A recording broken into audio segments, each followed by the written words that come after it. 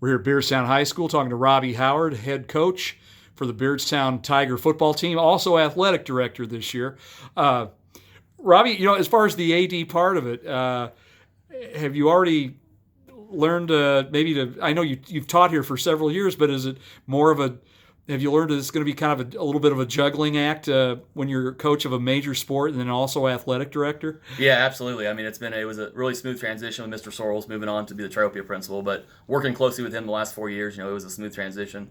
And but yeah, certainly, obviously, there's some more administrative type stuff that goes along with that, but working having half the day, hopefully, you'll be able to manage both sides. So right. You're going into year 4 here as head football coach. You've made the playoffs 3 years in a row. You've shared the conference title the last couple of years.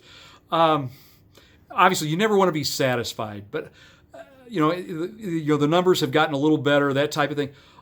I mean, where you're at going into year 4, as opposed to like when you came in here the first year. I mean, do you feel like, I don't know, do you just feel like, hey, we've got a program here now? It's just not a year-to-year thing. You know what I mean? Yeah, for sure. I mean, obviously the expectations, most of these kids have been, the kids that we have now, we're in the middle school program. The younger kids now, when I first started, and this senior class will be my first group all the way through. So yeah, the expectations, they know what's there. They come into practice, they know, how we start our routine, all that type of stuff, which obviously not having to teach that every year saves time and gives us more time to concentrate on the football aspect rather than all the administrative stuff. So for sure, I mean, it's like you said, been fortunate enough to qualify the playoffs 3 straight years, 2 straight conference championships or co-championships, and hopefully build on it and have a successful 2019. Absolutely. You going into the season, we were talking earlier, you have probably several strengths on your team, including in the backfield. A lot of senior experience. You have an amazing athlete in Pascal Gilavogi. I know you have probably a scrimmage coming up Friday night. Maybe you'll learn some more things. But do you feel like there's still, maybe certain positions, or is there any, maybe question marks that you're still maybe trying to get solved here at this stage of the game? Yeah, I mean, we'll be like everybody.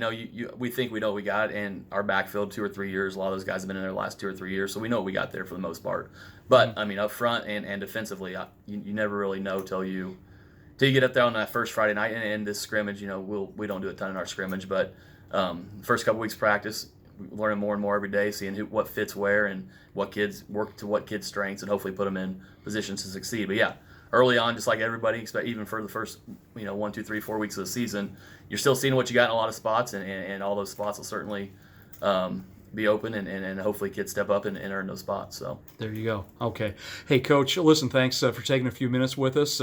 Congratulations on what the team's accomplished these last few years, and good luck this season. All right, thanks, Dave. Appreciate it.